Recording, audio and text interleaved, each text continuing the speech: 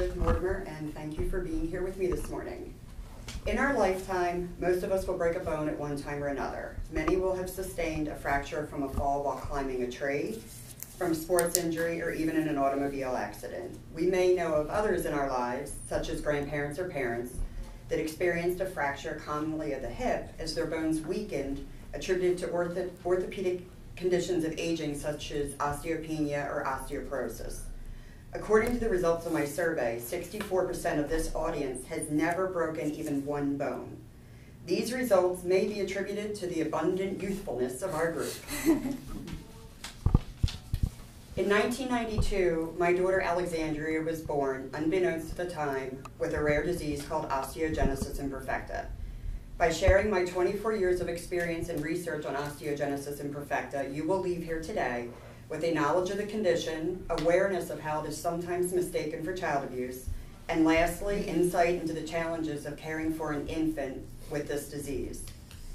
Osteogenesis imperfecta, or OI as it is commonly called in the medical world, is a rare congenital disease that primarily affects the bones. The National Institute of Arthritis and Musculoskeletal and Skin Disease defines osteogenesis imperfecta as a disease that causes weak bones that break easily. It is known as brittle bone disease. Sometimes the bones break for no known reason. OI can cause many other problems such as weak muscles, brittle teeth, and hearing loss. Looking at the roots of the medical term, you have the following. Osteo for bone, genesis for origin or creation, and imperfecta for imperfect, which literally translates into bones from the beginning imperfect. According to the Osteogenesis Foundation website, OI occurs equally among males and females and in all racial groups. It is estimated that approximately 25,000 to 50,000 people in the U.S. alone have OI. Osteogenesis imperfecta is a genetic mutation that affects the structure and formation of bones and other connective tissues of the body. A person with OI has a 50% chance of passing the gene to their offspring. OI is sometimes characterized by bones that break easily with little or no trauma, blue sclera, which is the white of the eye, short stature, and easy bruising. An individual may experience anywhere from a few to even hundreds of broken bones in their lifetime. Unfortunately, calcium and vitamin D supplements are not effective in treating OI.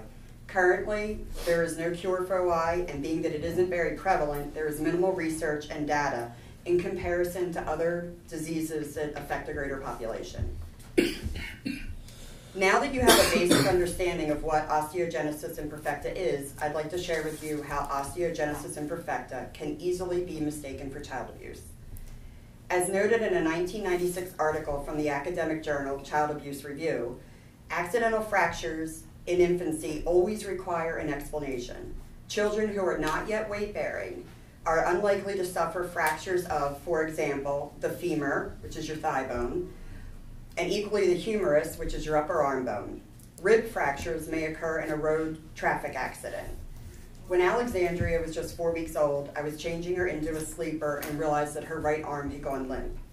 As a new mom, I was worried and we took her to the hospital. An x-ray revealed that her right humerus was fractured.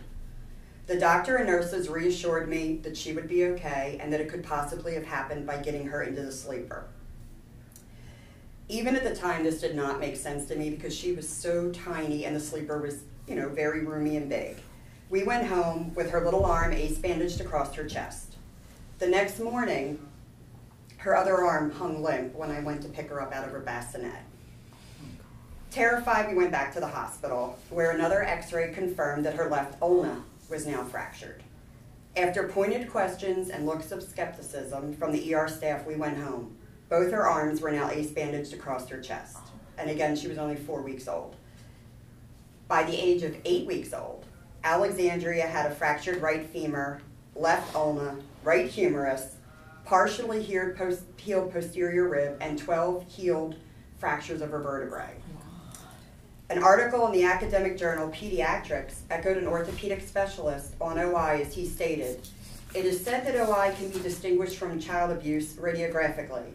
In child abuse, the typical fractures include metaphyseal chip fractures, which are the ends of your long bones, rib fractures, spiral fractures of the femur and humerus, and fractures in multiple stages of healing, and fractures for which no history of trauma is elicited.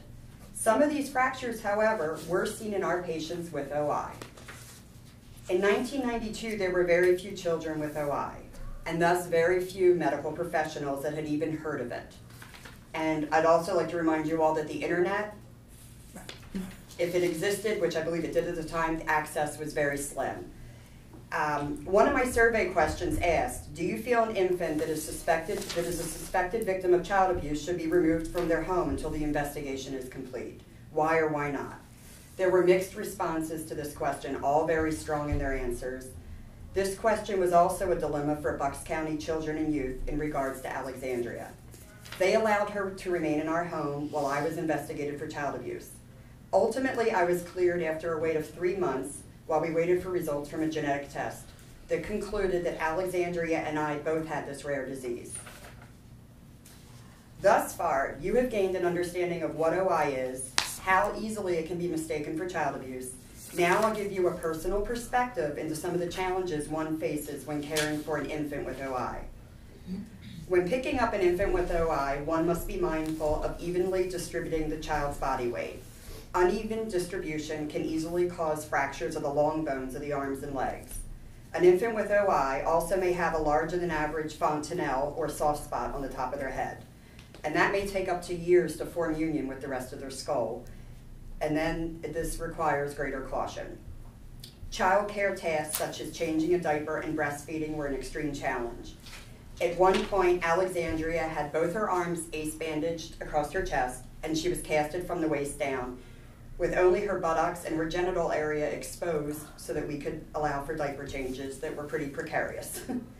Another surprising challenge was dealing with the fact that not all physical disabilities are visible.